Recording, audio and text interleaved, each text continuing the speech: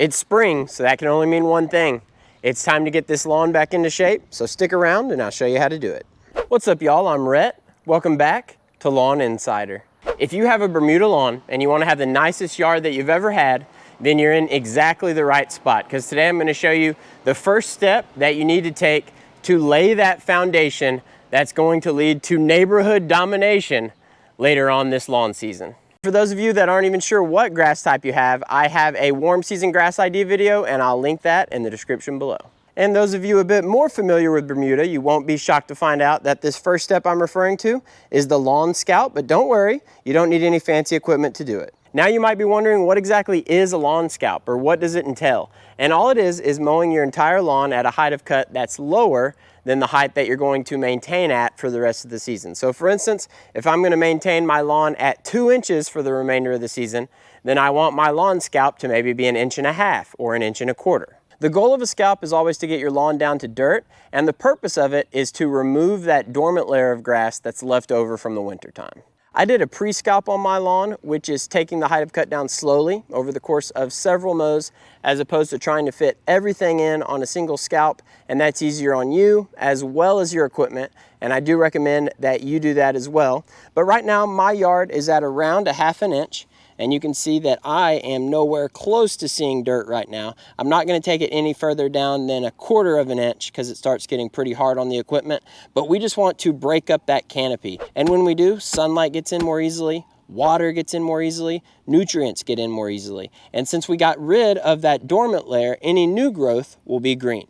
Up to this point, I've already collected 7 bags of clippings, and I haven't even gotten to the actual scalp yet because I actually maintain my lawn at 1/2 inch. Immediately following the scalp, your yard's gonna be brown and kind of ugly, but in most cases, around 3 weeks post-scalp, you're gonna have a complete green up.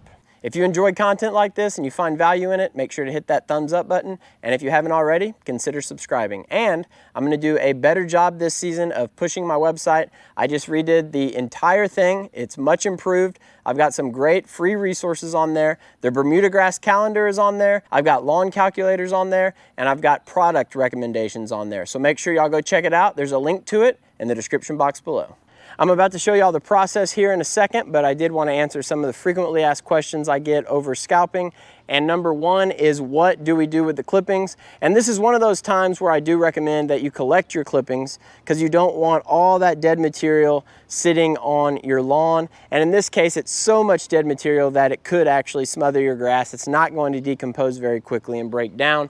You could just imagine I've already got 7 bags and I haven't even gotten to the actual scalp yet. But what I actually do is I'll mow without the basket on with my reel, and then I'll come back after that with the rotary, and I'll use the rotary as the vacuum, and then I'll bag. So that's how I handle clippings. And then the other question I get is, if my lawn is already completely covered in weeds, can I still scalp? And the answer to that is also yes. Now we're gonna lower the reel to 0.4 inch, and then we'll scalp.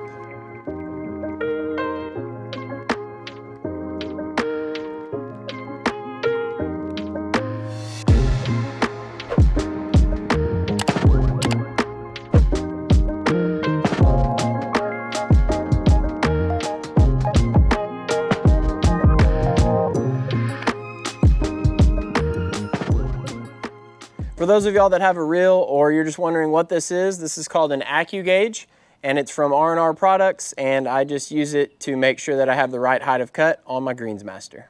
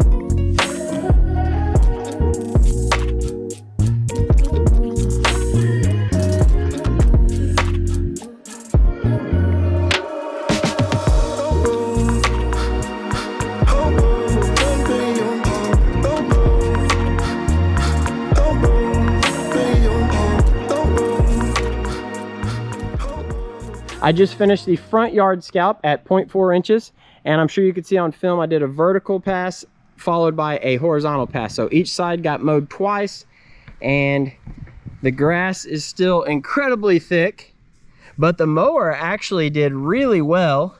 So it does give me some hope for when I drop it down to 0.3 inches here in a little bit. But the next thing I'm gonna do, well, is actually the backyard. I'm just not gonna put that on video. And then after I do that, I'm going to go over the entire yard with the rotary mower and pick up as many clippings as I can. And then I'm gonna drop the mower down to 0.3 inches. And then I'll go over the whole lawn again at the 0.3 inch mark. And then hopefully that'll be the end of the lawn scalp.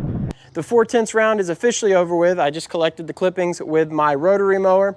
Little recommendation, wear a mask or a neck gaiter, something over your mouth and your nose whenever you're collecting those clippings, because there's grass in the air, dust in the air, dirt in the air, and you don't want to be breathing all of that in. And I am up to 9 bags now on the count, and I am still going to lower it down to 3/10 of an inch, but I am not going to put that on video. So I think I'm gonna go ahead and wrap this one up right here. Make sure y'all check out those free resources on lawninsider.com. That will be in the description box below. If you like the video, please leave it a like. If you're enjoying the content and you want to continue to see more of it, hit that black subscribe button below the video. And if you have any questions, comments, concerns, leave those in the comment section below. I'll see y'all again soon. Lawn Insider out.